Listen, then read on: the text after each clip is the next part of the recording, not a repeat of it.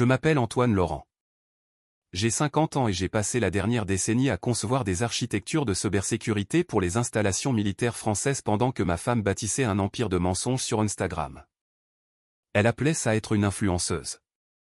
J'appelais ça faire le show pour recevoir les applaudissements de gens qui ne vous aideraient jamais à déménager un meuble. Mais je ne disais rien, je payais les factures, et je me disais que le mariage, c'était soutenir les rêves de son partenaire, même quand ces rêves semblaient ridicules de l'extérieur. Le soir de mon 50e anniversaire, je suis entré dans ce que je croyais être une fête surprise. Des ballons partout, un buffet de traiteur qui a probablement coûté plus cher que ma première voiture, et environ 30 personnes que je reconnaissais à peine. La plupart d'entre eux étaient les abonnés de Sophie, ceux qu'elle avait convertis en amis dans la vraie vie, ce qui signifiait en gros qu'ils pointaient le bout de leur nez quand il y avait de la nourriture gratuite et des opportunités de faire des photos. Mon beau-fils Hugo était là avec ses potes de fac, tous les yeux rivés sur leur téléphone. Léa, ma belle-fille, se tenait dans un coin, les bras croisés, la seule personne dans la pièce qui avait l'air mal à l'aise. Cela aurait dû être mon premier indice. Le père de Sophie, Patrice, s'est avancé avant même que j'aie pu enlever mon manteau. Il souriait à pleines dents, comme un homme qui vient de gagner un pari, tenant une enveloppe Kraft dans ses mains ridées. Derrière lui, Sophie avait levé son téléphone, elle filmait déjà. Le sourire sur son visage était trop large, trop éclatant, le genre de sourire qui n'atteint pas les yeux. « Joyeux anniversaire, Antoine », a dit Patrice, sa voix résonnant à travers la pièce. Les conversations se sont tues. Tout le monde s'est tourné pour regarder. Il m'a tendu l'enveloppe. J'ai regardé Sophie, confus. Elle continuait de filmer, ce sourire figé ne vacillant jamais. « Ouvre-la », a-t-elle dit. Sa voix était chantante, comme si elle parlait à un enfant. Je l'ai ouverte. Les papiers du divorce. Mon nom, son nom, tout était déjà rempli. Sa signature y figurait déjà. Daté de 3 jours plus tôt. J'ai levé les yeux vers Patrice. Il souriait toujours. « Ton remplaçant est prêt », a-t-il dit assez fort pour que tout le monde l'entende. Il a fait un geste vers la porte de la cuisine. C'est à ce moment-là que Maxime est sorti. Le coach sportif de Sophie, le gars qu'elle avait aidé à obtenir son diplôme d'État 2 ans plus tôt quand il ne pouvait pas se payer les frais d'inscription. Il tenait une bière, appuyée contre l'encadrement de la porte comme si l'endroit lui appartenait. Il a levé sa bouteille vers moi en guise de toast moqueur. La pièce est devenue silencieuse, à l'exception du son du téléphone de Sophie qui capturait tout. Elle souriait toujours, filmait toujours, attendant que j'explose pour lui offrir le moment viral qu'elle voulait, le mari humilié, la crise de nerfs dramatique, le contenu qui lui rapporterait 1 million de vues et une douzaine d'offres de sponsoring. J'ai sorti un stylo de la poche de ma veste, le même stylo que j'utilisais pour signer des contrats de défense de plusieurs millions d'euros. J'ai feuilleté les papiers, j'ai trouvé les lignes de signature et j'ai signé. Aucune hésitation, aucun discours, juste mon nom à l'encre bleue. Le sourire de Patrice a vacillé. Sophie a baissé légèrement son téléphone, confuse. J'ai rendu les papiers à Patrice, j'ai regardé Sophie une dernière fois, puis j'ai marché vers la porte.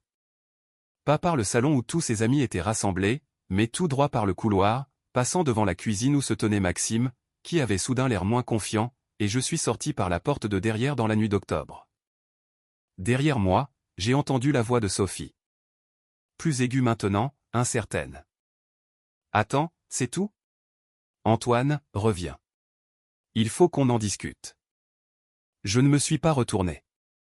J'ai juste continué à marcher parce que quand quelqu'un vous tend une grenade et appelle ça un cadeau, la chose la plus intelligente à faire est de le laisser la tenir quand elle explose. Je ne suis pas allé à l'hôtel. Les hôtels laissent des traces administratives, des reçus de cartes bancaires, des localisations qui peuvent être suivies. À la place, j'ai conduit 2 heures vers le sud jusqu'à une cabane de chasse dans le Morvan qui appartenait à un ancien camarade de régiment. Il m'avait donné la clé il y a des années, m'avait dit qu'il était là si jamais j'avais besoin de disparaître pendant un moment. À l'époque, je pensais qu'il dramatisait. Il s'avère qu'il savait quelque chose que j'ignorais. La cabane était basique avec un poêle à bois, un lit de camp, une lampe à gaz, pas d'internet, pas de réseau à moins de grimper sur la colline derrière la propriété. Parfait. Je me suis assis là cette première nuit avec le bois qui brûlait dans le poêle et j'ai commencé à passer des appels. Pas à Sophie, pas pour m'expliquer, me disputer ou supplier. Ces chapitres s'étaient fermés au moment où j'avais signé ces papiers. Le premier appel était pour ma banque. Les comptes joints que nous avions maintenus pendant 10 ans ont été bloqués dans l'heure. Pas vidés, bloqués. J'ai appris il y a longtemps que la meilleure défense était l'attaque. Il fallait faire croire à son adversaire qu'il avait toujours accès à quelque chose qu'il n'avait plus. Sophie pouvait voir les soldes sur son application. Elle pouvait voir l'argent qui s'y trouvait, mais au moment où elle essaierait de faire un virement ou un retrait, le système signalerait une demande de vérification. Une vérification qui nécessitait les 2 signatures. Des signatures qu'elle n'obtiendrait jamais. Le deuxième appel était pour Thomas Lemaire, mon avocat, pas l'avocat aux affaires familiales que Sophie avait choisi il y a 3 ans. Mon avocat, celui que j'avais gardé comme conseil juridique pour mon travail de sous-traitant pour la défense, celui qui était spécialisé dans la protection du patrimoine et la conformité légale. Thomas, j'attendais ton appel. Je l'avais prévenu 6 mois plus tôt que les choses prenaient cette direction. Les papiers sont signés, ai-je dit à Thomas. Bien, a répondu Thomas à l'autre bout du fil. Sa voix était calme, professionnelle. Alors nous passons à la phase 2. Je déposerai les modifications demain matin. Tout ce que nous avons restructuré l'année dernière devient actif. La phase 2, c'était la partie que Sophie ignorait. La partie où la maison qu'elle pensait que nous possédions ensemble était en fait au nom de ma SASU de conseil. La partie où les voitures, les comptes d'investissement, les fonds de placement, tout cela avait été discrètement et légalement restructuré au cours des 18 derniers mois. Chaque document qu'elle avait signé sans lire. Chaque papier qu'elle avait balayé d'un revers de main parce qu'elle était trop occupée à soigner son esthétique avait été une brique dans les fondations de sa propre chute. Au moment où le soleil s'est levé, mon ancien numéro de téléphone était déconnecté. Les adresses e-mail qu'elle connaissait étaient désactivées. Mes comptes sur les réseaux sociaux, ceux que j'utilisais à peine de toute façon, étaient supprimés. Je ne me cachais pas. J'effaçais la version de moi-même qu'elle croyait connaître. Le 3e jour, j'ai conduit jusqu'en ville et j'ai acheté un téléphone jetable. Un seul appel a passé. J'ai composé le numéro de Léa. Elle a décroché à la 2e sonnerie. Antoine ? Sa voix était petite, incertaine. Ouais, ma puce, ai-je dit. C'est moi. Est-ce que tu vas bien ? Maman pète les plombs. Elle n'arrête pas de dire que tu as tout volé. Elle a appelé les gendarmes, mais ils ont dit. Je l'ai interrompu doucement. Léa, écoute-moi. Je n'ai rien volé. J'ai juste arrêté de la laisser prendre ce qui était à moi. Il y a une différence. Silence à l'autre bout. Puis doucement, je savais que quelque chose n'allait pas. À la fête, j'ai essayé de lui dire de ne pas le faire. Je sais que tu l'as fait, ai-je dit. Et j'apprécie, mais ce n'est pas à propos de toi ou de ton frère. C'est entre moi et ta mère. Hugo se comporte comme un con à ce sujet, a dit Léa.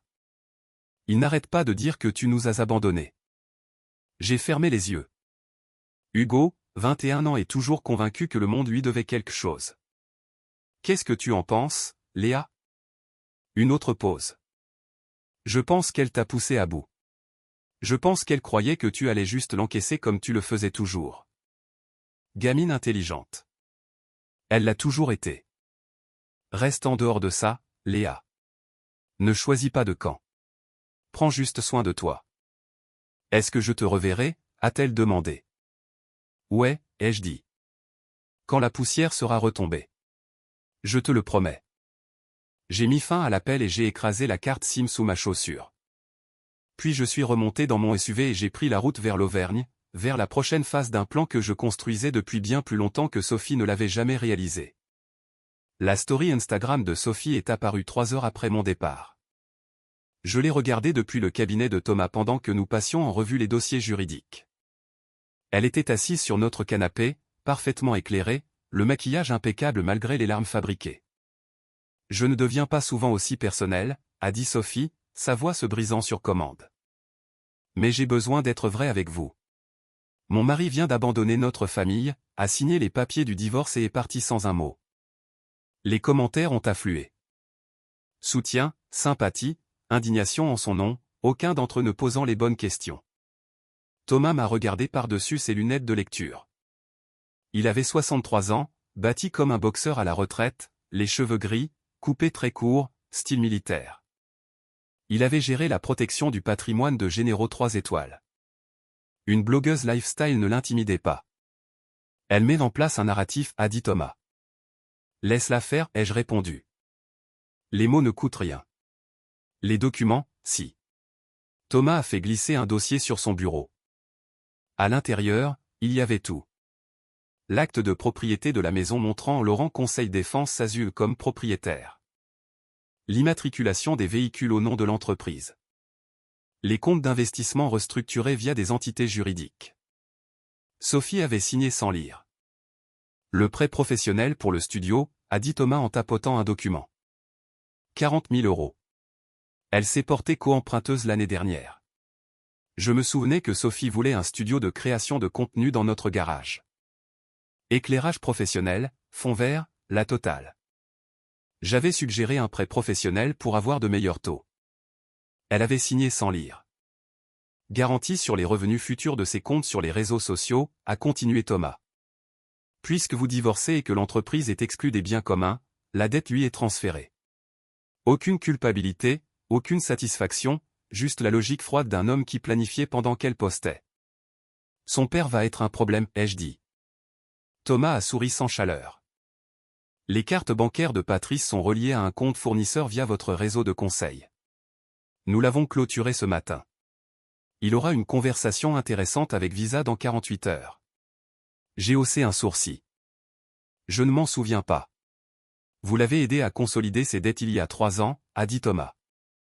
Vous vous étiez mis comme utilisateur autorisé pour des raisons de planification successorale quand vous vous êtes retiré hier. Ces comptes ont été signalés pour vérification. Patrice, l'homme qui m'avait tendu les papiers du divorce avec un sourire. L'homme qui m'avait dit que je n'étais rien sans sa fille. Il était sur le point de découvrir à quoi ressemblait vraiment le néant. Mon téléphone jetable a vibré. Numéro inconnu. C'est Hugo. Tu dois revenir et arranger ça. Tu es égoïste. Je l'ai montré à Thomas. Il a secoué la tête. 21 ans, a dit Thomas. Assez vieux pour être plus intelligent que ça. J'ai tapé en retour, ta mère a fait son choix. J'ai fait le mien. La réponse de Hugo, elle dit que tu fais une crise de la cinquantaine. Que tu ne peux pas supporter son succès. J'ai supprimé la conversation. Hugo avait 11 ans quand j'avais épousé Sophie. Déjà à moitié élevée. J'avais essayé. J'avais payé ses études, je l'avais aidé à trouver des stages, je lui avais appris les bases de la vie. Il me tolérait, au mieux. Léa était différente. Léa avait 6 ans, assez jeune pour avoir besoin d'un père. Je l'emmenais au foot, je l'aidais à faire ses devoirs, j'étais là. Léa voyait clair dans le jeu de sa mère. Hugo vivait dedans. Le mariage, a dit Thomas en sortant un autre dossier. Le mariage de Hugo. Il y a 3 semaines. J'avais fait un chèque de 38 000 € pour le domaine, le traiteur et le photographe. Sophie insistait sur le fait que c'était notre responsabilité en tant que parents. Chèque tiré du compte de l'entreprise, a dit Thomas, codé comme un don d'entreprise, donc un avantage en nature imposable pour Hugo par le fisc à moins qu'il ne soit remboursé dans les 90 jours. Je l'ai fixé du regard. Et après 90 jours, les impôts s'en mêlent. Hugo doit payer des impôts sur 38 000 € qu'il n'a jamais reçus en espèces. Peut-il payer ça? L'expression de Thomas donnait la réponse. Hugo travaillait à temps partiel chez Decathlon et passait de justesse ses examens. J'aurais dû me sentir coupable. Au lieu de cela, je me suis souvenu de Hugo me filmant à la fête, postant ça sur Snapchat avec la légende « Le beau-père n'a pas tenu le choc. Laisse couler. » Maxime a tenu 6 jours, m'a dit Léa au téléphone, la voix basse depuis la maison d'une amie. Le coach sportif qui était censé être la mise à niveau de Sophie avait filé quand l'électricité avait été coupée. Maman dit que c'est une erreur, a dit Léa. Mais j'ai vu la lettre. Défaut de paiement. Qu'est-ce que dit Hugo, ai-je demandé. La voix de Léa est devenue plate. Que tu la sabotes. Que tu es vindicatif. Il est revenu vivre à la maison pour soutenir maman. Je me suis assis dans la cabane en regardant la neige de novembre tomber à travers les pins. Calme, froid, honnête. Tout ce que mon mariage n'avait pas été. Léa, écoute, ai-je dit. Je sais, a dit Léa doucement. Elle n'a jamais fait attention à rien. Les factures, les comptes, la paperasse. Tu gérais tout et elle a supposé que tu le ferais toujours. 16 ans et elle voyait déjà ce que sa mère ne pouvait pas voir. Où est Maxime, ai-je demandé. Il est parti hier, il a fait son sac de sport pendant un des lives Instagram de maman.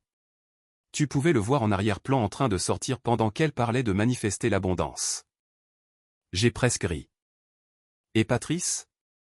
Papy ne parle plus à maman. Ses cartes ont été annulées. Il est venu en hurlant à propos de son interdiction bancaire. Maman a essayé de le calmer, mais il n'arrêtait pas de dire qu'elle n'aurait pas dû te faire confiance avec l'argent. L'ironie. Patrice m'avait tendu les papiers du divorce en souriant, maintenant en colère que la même planification dont il s'était moqué s'étende à ses propres finances. Maman a prévu de vendre tes affaires, a dit Léa, sa voix changeant. Tes outils, tes livres, tes meubles. Elle dit que ce sont des biens communs. Ils ne le sont pas. Tout est au nom de mon entreprise. Elle ne le sait pas. Elle a publié une annonce pour un vide-grenier ce week-end. J'ai vérifié l'Instagram de Sophie. C'était là. Des photos des équipements de mon atelier, de mes souvenirs militaires, des outils d'ébénisterie de mon grand-père. Aller de l'avant, c'est savoir lâcher prise. Vide-grenier samedi. Tout doit disparaître. Ses abonnés ont adoré. Aucun ne sachant qu'elle était sur le point de commettre un vol. J'ai appelé Thomas. Elle vend mes biens. Thomas a lu le post. Audacieux. Stupide, mais audacieux. Peut-on l'arrêter? Nous pouvons la laisser essayer. Le samedi est arrivé. Léa m'envoyait des messages pour me tenir au courant. Sophie avait installé des tables, des étiquettes de prix sur tout. Hugo gérait la caisse. À 10h15, 2 gendarmes sont arrivés, professionnels et polis. Ils avaient une mise en demeure ainsi que la documentation prouvant que chaque article était une propriété commerciale appartenant à Laurent Conseil Défense SASU.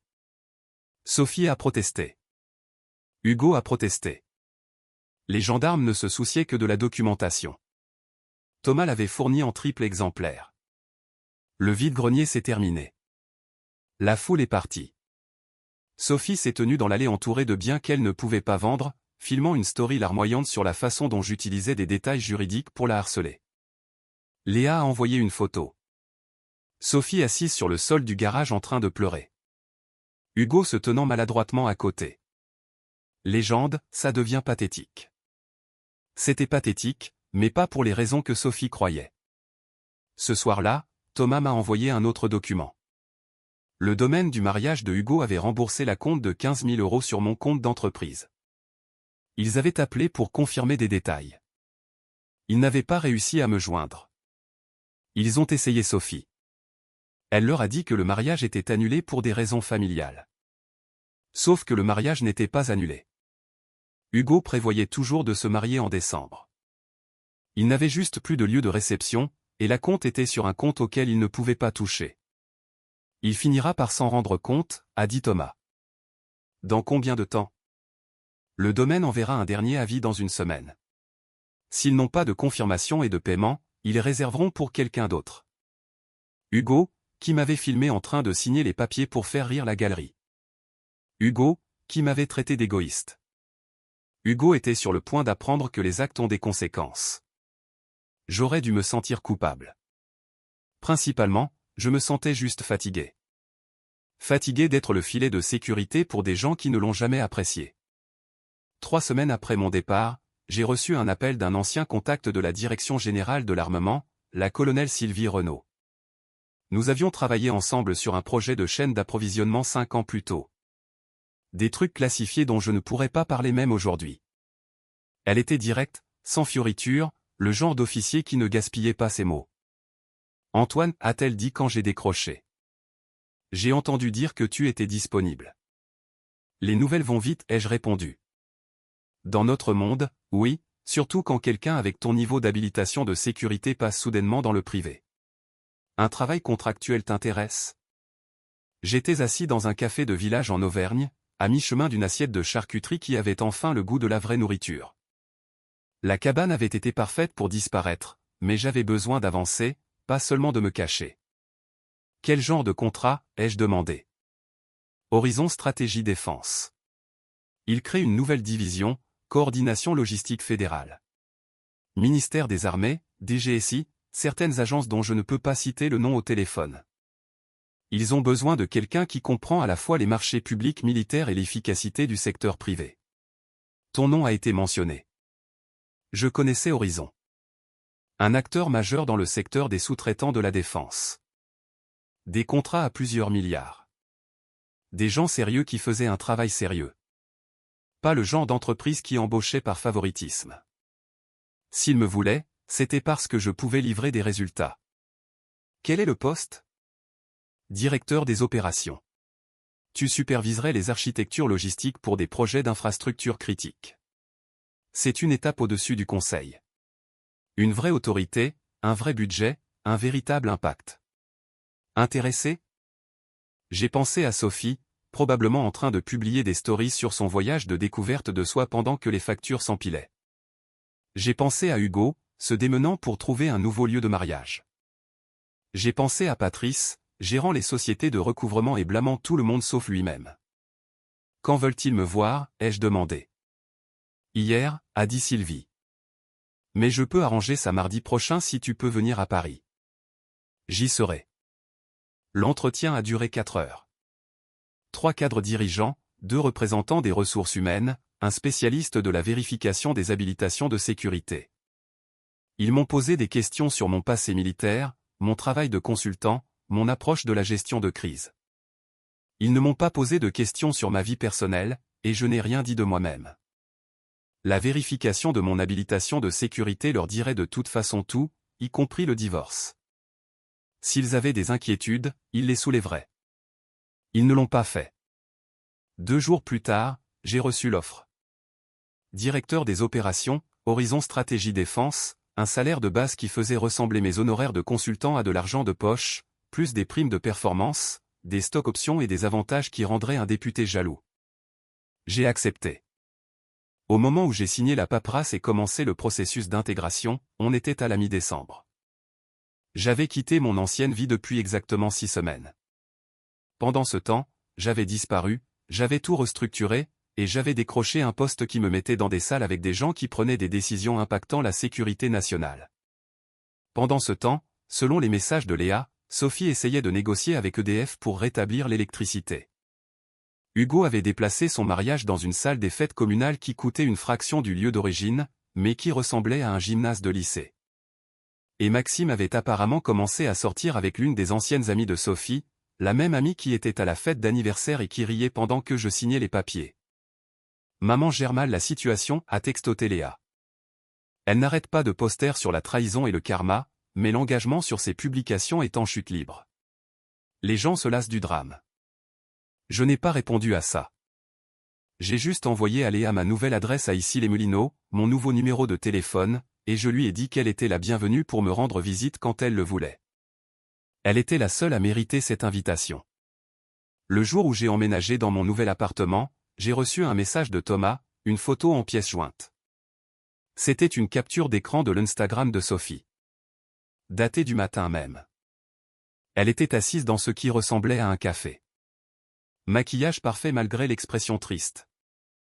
Légende, parfois, les personnes que vous pensiez ne jamais vous quitter sont celles qui vous enseignent les leçons les plus dures sur l'estime de soi. Les commentaires étaient partagés. Moitié solidaire, moitié sceptique. Un commentaire se démarquait, « Meuf, tu ne t'es pas littéralement filmé en train de te moquer de lui pendant qu'il signait les papiers du divorce ? La leçon, c'est peut-être à toi de l'apprendre. » Sophie avait supprimé ce commentaire en quelques minutes, mais les captures d'écran vivaient pour toujours. Internet n'oubliait jamais. J'ai posé mon téléphone et j'ai regardé autour de mon nouvel appartement. Propre, moderne, vide de souvenirs. Par la fenêtre, la ville bourdonnait d'un mouvement plein de sens. À l'intérieur, je ne ressentais rien d'autre qu'une satisfaction tranquille. Ni vengeance, ni justification, juste la simple vérité que certains chapitres se terminent exactement comme ils le devraient, même si les personnes qui s'y trouvent ne le voient jamais venir. Le mariage de Hugo a eu lieu un samedi glacial de la mi-décembre. Je n'étais pas invité, évidemment. Mais Léa m'a appelé ce soir-là, la voix serrée par quelque chose entre la colère et l'épuisement. Il faut que tu saches ce qui s'est passé, a dit Léa. J'étais dans mon nouvel appartement en train de déballer des cartons, ma vie en boîte, attendant d'être réassemblée. Je me suis arrêté et je me suis assis. Raconte-moi, ai-je dit. Hugo a essayé de faire un discours à la réception sur la famille, le soutien et le fait d'être là les uns pour les autres. Il a prononcé environ 3 phrases avant de se mettre à pleurer. Pas des larmes de joie, des larmes de colère. Je suis resté silencieux. Je l'ai laissé continuer. Il t'a blâmé, a dit Léa. Il a dit que tu nous avais abandonnés. Que tu l'avais abandonné, et que les vrais pères ne partaient pas. Sa mariée avait l'air mortifiée. Papy Patrice a essayé de le calmer, mais Hugo a juste parlé plus fort. Il a commencé à lister tout ce que tu avais fait pour lui. Les frais de scolarité, les réparations de sa voiture, l'acompte du mariage, tout ça. Puis il a dit, et il a tout balancé parce que maman voulait être heureuse au point. Léa a fait une pause. Je l'ai entendu prendre une inspiration. Puis tante Céline, tu te souviens d'elle, la sœur de maman? Elle s'est levée et a dit, Hugo, ta mère a tendu les papiers du divorce à Antoine à sa fête d'anniversaire comme si c'était une blague. Elle l'a filmé. Tu l'as filmé. Vous avez tous ri. Qu'est-ce que vous pensiez qu'il allait se passer? J'ai fermé les yeux. Céline, la sœur aînée de Sophie, celle qui n'avait jamais adhéré au style de vie Instagram, celle qui m'avait pris à part à Noël il y a 2 ans et m'avait dit que j'étais trop bien pour cette famille. Je pensais qu'elle dramatisait. Elle ne le faisait pas. Qu'a fait Sophie, ai-je demandé. Maman a essayé de se défendre, a dit Léa. Elle a dit que ce n'était pas comme ça. Que tu étais distant émotionnellement. Que le divorce était mutuel. Céline a juste ri. Elle a vraiment ri. Elle a dit, Sophie, je t'aime, mais tu es complètement déconnectée de la réalité. Tu as passé 10 ans à traiter cet homme comme un distributeur de billets sur pattes. Et maintenant tu es choquée qu'il soit enfin parti. Comment c'est passé? La moitié de la salle était d'accord avec Céline. L'autre moitié avait l'air mal à l'aise. La mariée de Hugo s'est mise à pleurer. Toute la réception est tombée à l'eau. Les gens ont commencé à partir tôt. Maman est partie avant même qu'on coupe le gâteau. Léa est redevenue silencieuse. Puis plus doucement, Antoine, Hugo m'a appelé après. Il était ivre, il divaguait. Il a dit qu'il ne réalisait pas à quel point tu faisais tout. Qu'il pensait que maman gérait tout, que tu faisais juste l'échec. Il a dit qu'il n'avait jamais compris que tu étais la seule chose qui maintenait tout en place. Est-ce qu'il s'excuse, ai-je demandé. Je ne sais pas, a admis Léa. Je pense qu'il réalise juste qu'il a brûlé un pont qu'il ne peut pas reconstruire. L'avis d'imposition du don que tu lui as fait pour le mariage. Il est tombé la semaine dernière. Il doit 11 000 € aux impôts d'ici avril. Sa femme ne le sait pas encore. 11 000 €. L'impôt sur 38 000 € de revenus issus d'un don non remboursé à l'entreprise. Exactement ce que Thomas avait dit qu'il se passerait. Léa, ai-je dit prudemment. J'ai besoin que tu comprennes quelque chose. Je n'ai pas fait ça pour punir Hugo. J'ai fait ça parce que j'étais fatigué qu'on se serve de moi. Les impôts, l'acompte perdu, tout ça. Ce sont les conséquences des choix que Hugo a faits. Il a choisi de se moquer de moi. Il a choisi de prendre sans jamais apprécier. Il a choisi le narratif de sa mère plutôt que la réalité. Je sais, a dit Léa. Je ne te demande pas de réparer ça.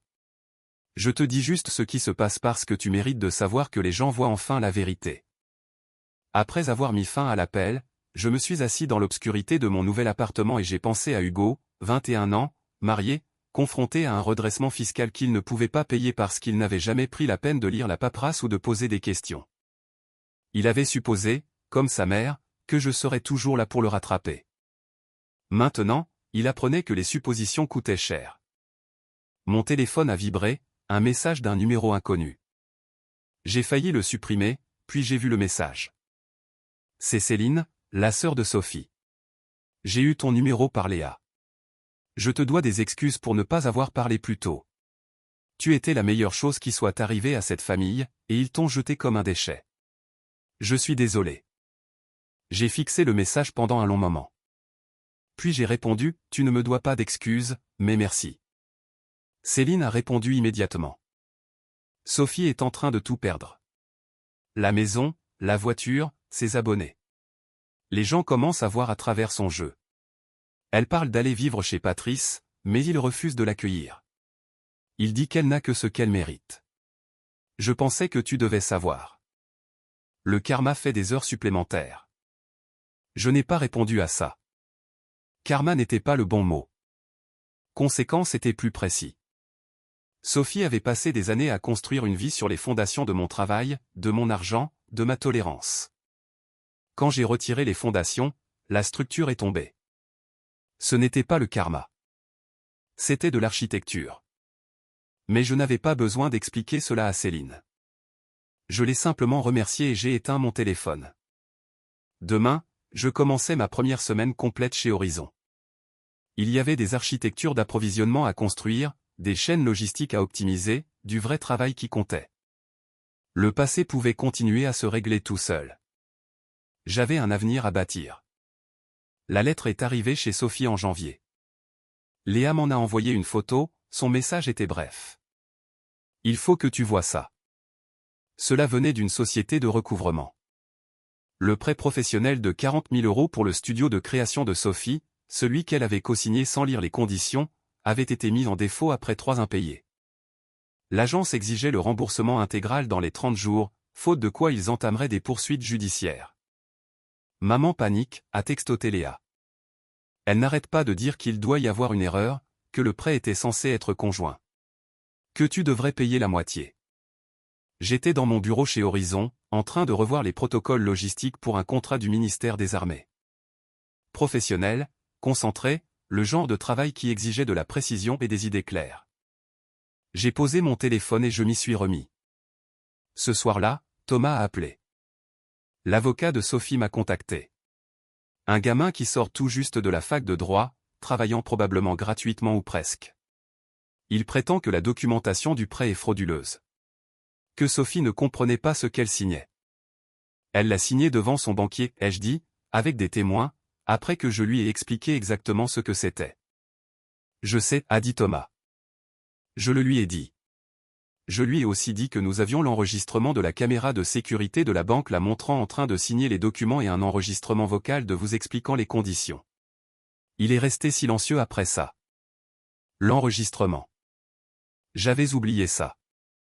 La plupart des banques enregistraient leurs séances de signature de prêt pour des questions de responsabilité et de devoir de mise en garde. Sophie était tellement concentrée sur son téléphone ce jour-là, faisant défiler les commentaires de son dernier post pendant que le conseiller bancaire parcourait chaque page. Je m'étais arrêté 2 fois pour lui demander si elle faisait attention. Elle m'avait balayé d'un geste de la main les 2 fois. Que demande-t-il, ai-je demandé à Thomas. Un accord à l'amiable, il veut que vous couvriez la moitié de la dette. Il dit que c'est la bonne chose à faire. Non, ai-je dit simplement. C'est ce que je lui ai dit, a répondu Thomas. Il a menacé de porter l'affaire devant le tribunal. Je lui ai dit d'y aller. Nous serions ravis de montrer à un juge les images de sa cliente ignorant les explications du conseiller bancaire. Il a raccroché. Je suis retourné à mon travail. 2 semaines plus tard, Léa a appelé au lieu d'envoyer un message. Sa voix était tendue. Maman a vendu ses bijoux, a dit Léa. Les affaires que grand-mère lui avait laissées, les perles, les boucles d'oreilles en diamant, tout. Elle en a tiré 8 000 €. Ce n'est presque pas assez. Où est Hugo, ai-je demandé. Hugo gère ses propres problèmes. Le fisc lui a envoyé une autre lettre concernant ses impôts et menace de faire une saisie sur salaire. Sa femme l'a découvert. Elle n'est pas contente. Ils se disputent constamment. Et Patrice? Le rire de Léa était amer. Papy a dit à maman qu'elle devait se débrouiller toute seule. Il a dit qu'il l'avait prévenue de ne pas t'épouser. Il a dit qu'il l'avait prévenue pour la mascarade du divorce. Il a dit qu'elle n'avait que ce qu'elle méritait. Il ne l'aide pas. Patrice, l'homme qui avait souri en me tendant les papiers du divorce. Qui m'avait qualifié de moins que rien. Qui avait célébré mon humiliation, refusant maintenant d'aider sa propre fille parce que ses finances étaient ruinées et que sa fierté était blessée. Léa, ai-je dit prudemment. Je veux que tu saches quelque chose. Rien de tout cela n'est de ta faute. Et ce n'est pas ta responsabilité de réparer ça. Je sais, a dit Léa doucement. Mais c'est dur de voir tout s'effondrer. C'est toujours ma mère. Elle l'est, ai-je reconnu. Mais c'est aussi une adulte qui a fait des choix d'adulte. Tu peux l'aimer et la laisser quand même faire face aux conséquences.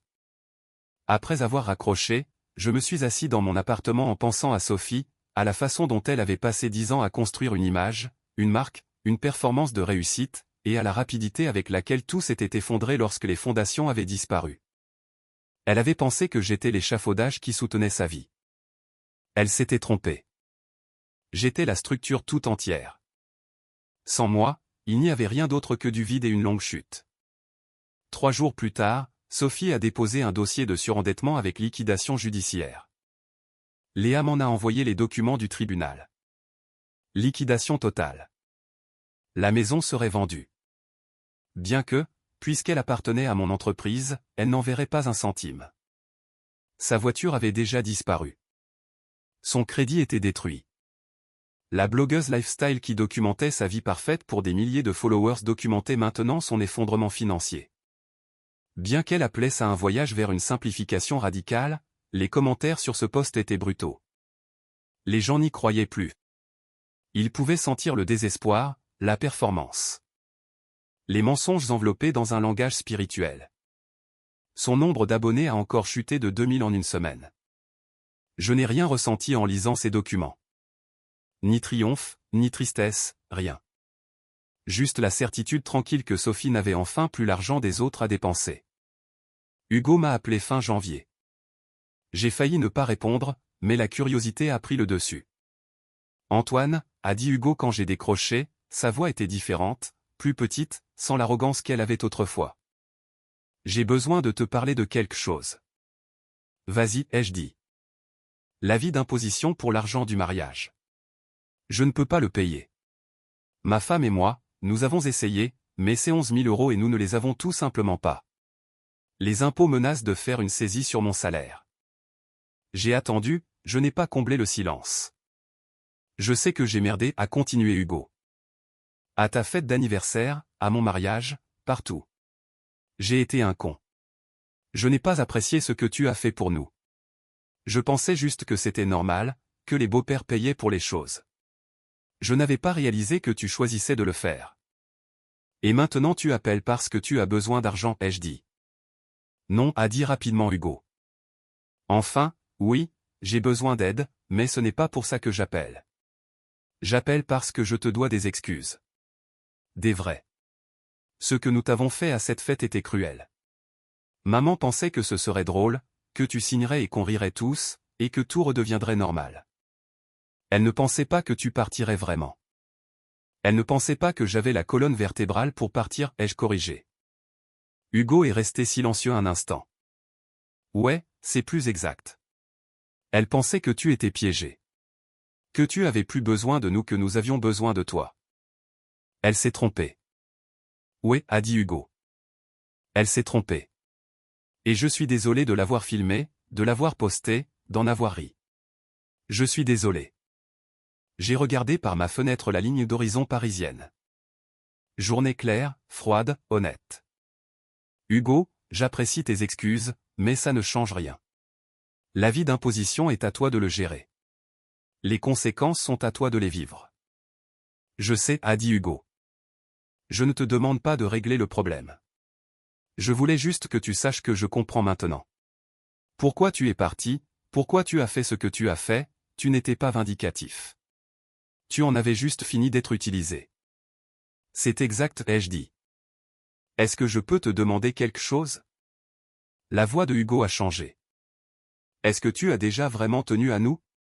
À Léa et moi. Ou étions-nous juste inclus dans le lot avec maman? J'ai réfléchi à cette question, aux entraînements de foot, à l'aide pour les devoirs et aux leçons de conduite.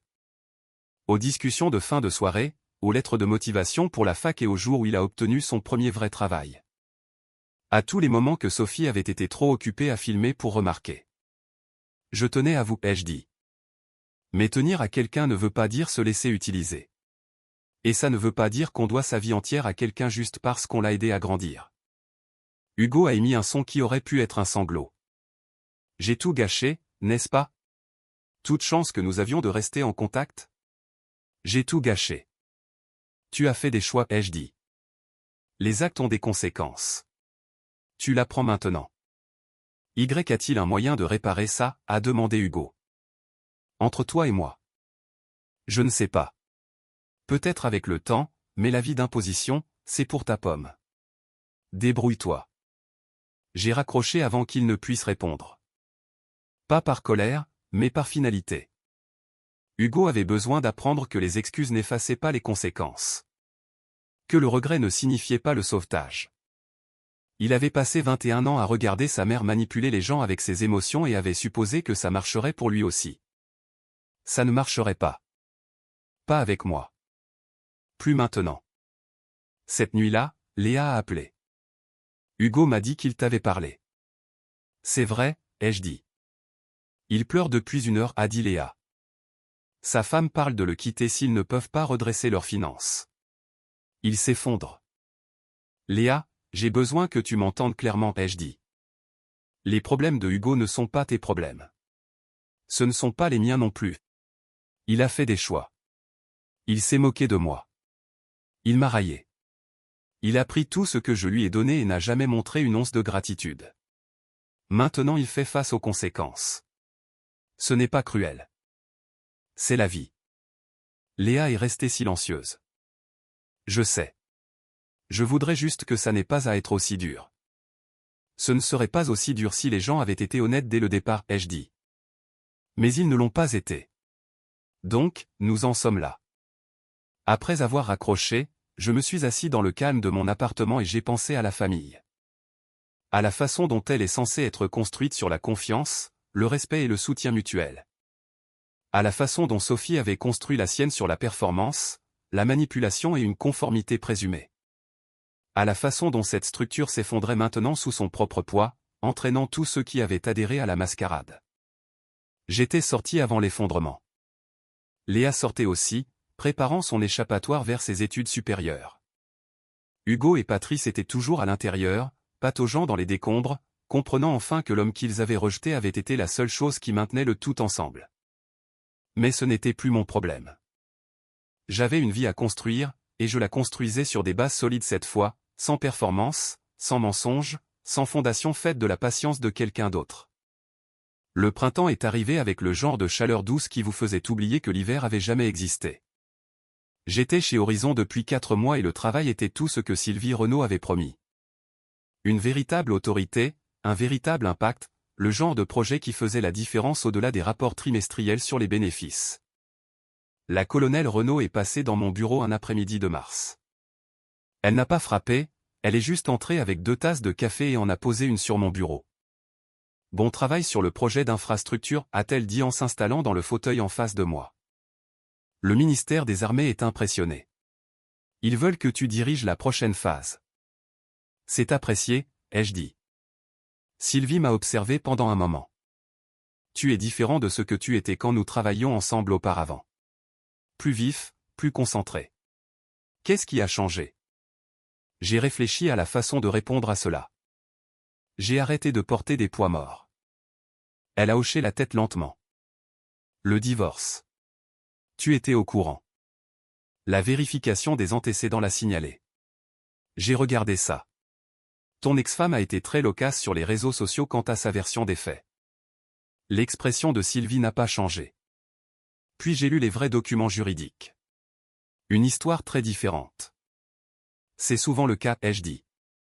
Pour ce que ça vaut, a dit Sylvie, tu as pris la bonne décision. J'ai vu trop de gens bien détruire leur carrière en essayant de sauver des relations qui étaient déjà mortes. Tu as coupé les ponts proprement et tu es passé à autre chose. Ça demande de la force. Après son départ, je suis resté assis à mon bureau à penser à la force, à la façon dont les gens la confondent avec le volume, avec l'agressivité, avec le fait de faire des scènes. La vraie force était plus silencieuse.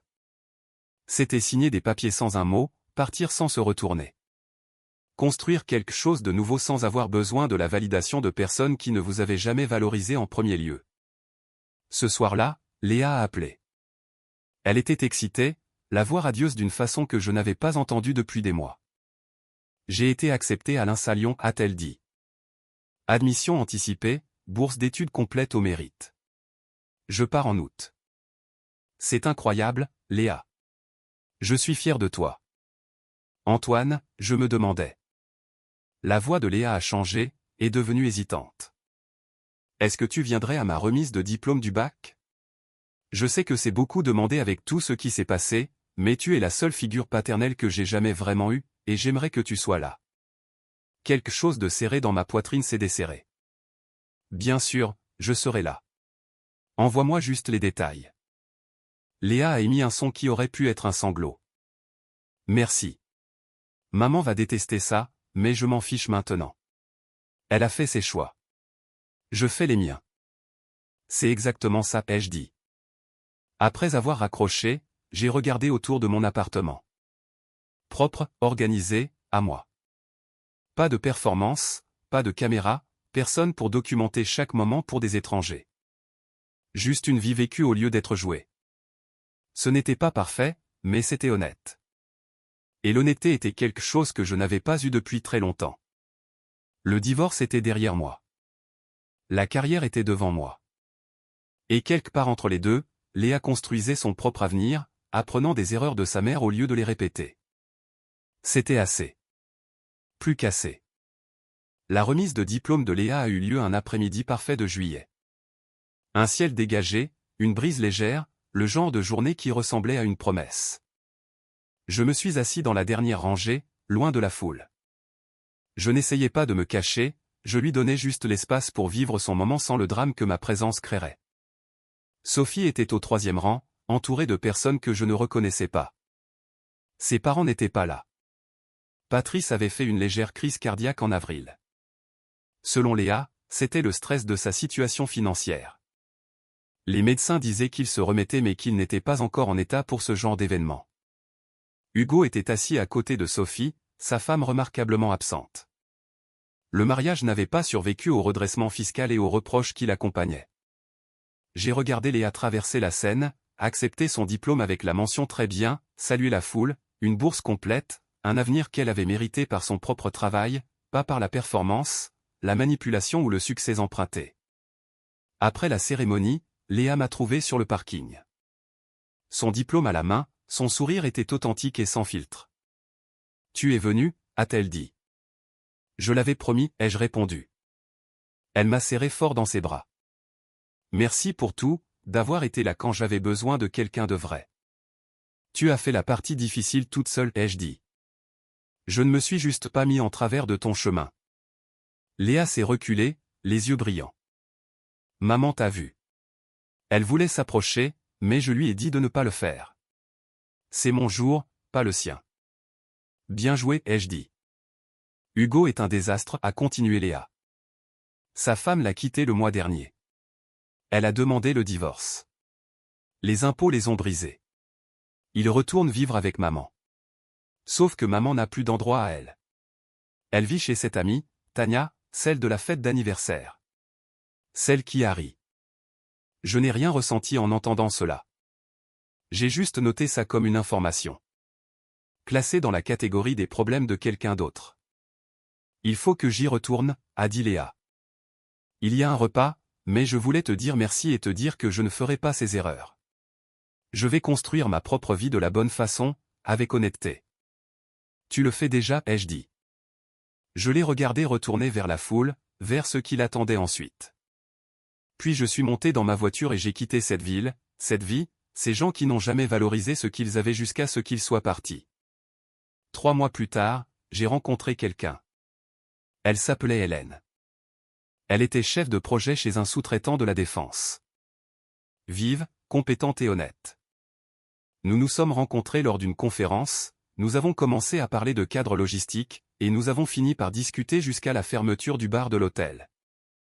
Elle n'a pas posé de questions sur mon passé jusqu'à notre 3e rendez-vous. Et quand je lui ai raconté la version simple, elle a juste hoché la tête et a dit « On dirait que tu es sorti au bon moment. » Pas de drame, pas de performance, juste 2 adultes construisant quelque chose de vrai sur une base de respect mutuel. Léa est venue nous rendre visite cet automne-là, juste avant le début de son premier semestre. Elle a rencontré Hélène et l'a approuvée immédiatement. Elle est vraie, a dit Léa après le dîner. Pas comme maman. Vrai? Ouais, ai-je dit. Elle l'est. Un an après être sorti de cette fête d'anniversaire, je me tenais dans mon bureau chez Horizon, regardant une lettre de félicitations du ministre des Armées. Une reconnaissance pour un travail exceptionnel sur des projets d'infrastructures critiques. Mon nom sur une plaque qui serait accrochée dans les couloirs du ministère. Sophie était quelque part, postant sur son voyage de découverte de soi. Son public était réduit à quelques centaines d'abonnés qui croyaient encore à la performance. Hugo travaillait dans la vente au détail, essayant de reconstruire sa vie à partir de zéro. Patrice se remettait lentement, son crédit détruit, son arrogance finalement humiliée par la réalité.